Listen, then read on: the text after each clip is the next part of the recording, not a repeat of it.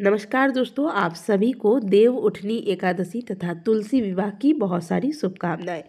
देव उठनी एकादशी वह पवित्र दिन जब भगवान विष्णु योग निद्रा से जागते हैं और उनके जागते ही सभी प्रकार के मांगलिक कार्य जिन पर पिछले 4 महीने से चातुर्मास के दौरान रोक लगा था वह पुनः आरंभ हो जाता है। भगवान विष्णु के जागने के पश्चात शालिग्राम के साथ तुलसी विवाह किया जाता है। तो आज के वीडियो में हम आपको तुलसी विवाह की बहुत ही सरल सी विधि करके दिखाने वाले हैं। विवाह के लिए आपको गन्ने का मंडप बनाना चाहिए, लेकिन यदि आप गन्ने से मंडप नहीं बना पाते हैं तो तुलसी जी के गमले में लाल चुनरी लपेटकर साथ में एक गन्ना वहां स्थापित कर दे।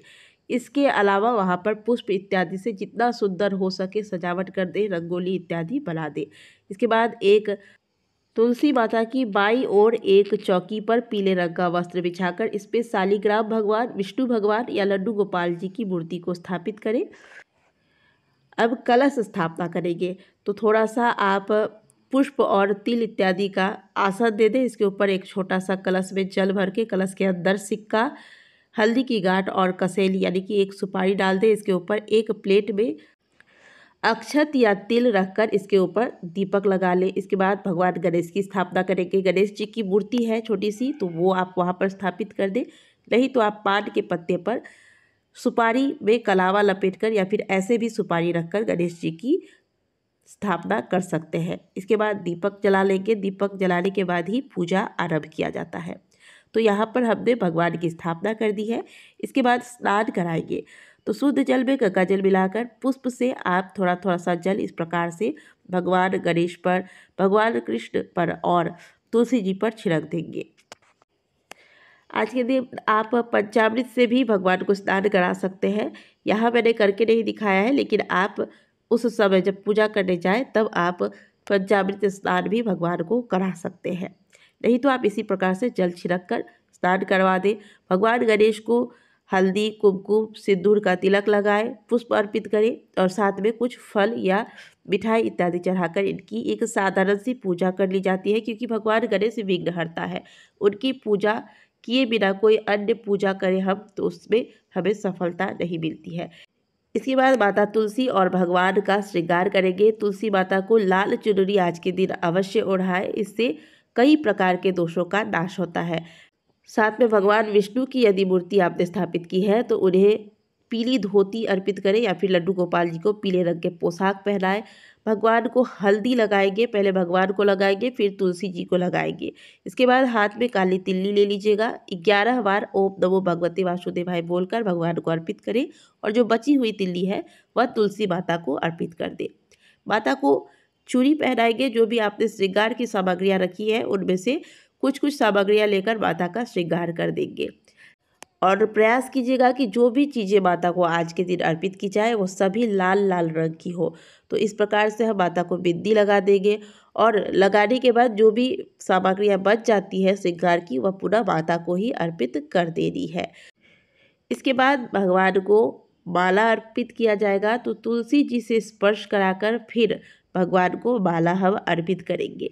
माला आप ताज़े फूलों का ही लीजिएगा और हो सके तो खुद बनाइएगा। भगवान की सेवा जितनी अपने हाथों से की जाए उतना ही अच्छा होता है। फिर भगवान के हाथों से स्पर्श कराकर तुलसी जी को एक माला अर्पित करेंगे। इस प्रकार से हमारी वरमाला की जो विधि होती है विवाह की वह पूर्ण हो जाती है। अब गठबंधन करेंगे। तो गठबंधन के लिए भगवान को जो आपने पीले रंग की धोती चढ़ाई होगी उसके साथ माता की चुनरी में एक सिक्का, हल्दी की गांठ और थोड़ा सा अक्षत डालकर फिर इसका गठबंधन किया जाता है। यदि आपने पीले रंग का धोती भगवान को नहीं चढ़ाया है, आपने लड्डू गोपाल की पूजा की है, तो आप कलावे से भी, जैसे कि आप स्क्रीन पर देख रहे हैं, कलावे से भी इस प्रकार से गठबंधन कर सकते हैं। इसके बाद बारी आती है माता तुलसी को सिंदूर अर्पित करने की। तो भगवान के हाथों से सिंदूर का स्पर्श कराकर फिर 5 बार तुलसी मैया को सिंदूर टिकाया जाता है। यह विधि केवल तुलसी विवाह के दौरान ही की जाती है, इसलिए मैं आपको पहले करके नहीं दिखा रही हूँ। तो इस प्रकार से माता को 5 बार सिंदूर लगाने के पश्चात अब जो भी इस समय के मौसमी फल होते हैं वो सभी फल माता को और भगवान विष्णु को अर्पित कर दें। इसमें आप आंवला, गन्ना, संतरा इत्यादि जो भी इस समय के सीजनल फल होते हैं वो सभी फलों को रख दें। शेष जो सामग्रियाँ श्रृंगार की, सुहाग की रह जाती है वो माता तुलसी को अर्पित कर दें। श्रृंगार की सामग्रियों में हमने चूड़ी, बिंदी, सिंदूर, महावर इत्यादि रख लेनी है। इसके बाद भगवान और माता तुलसी के फेरे लगवाए जाते हैं। तो फेरे आपको किस प्रकार से लगाने हैं, आप एक दीपक ले लीजिएगा। इस दीपक को भगवान विष्णु और माता तुलसी के ऊपर से आपको 7 बार घुमा देना है। इस प्रकार से आपके फेरे पूर्ण हो जाएंगे।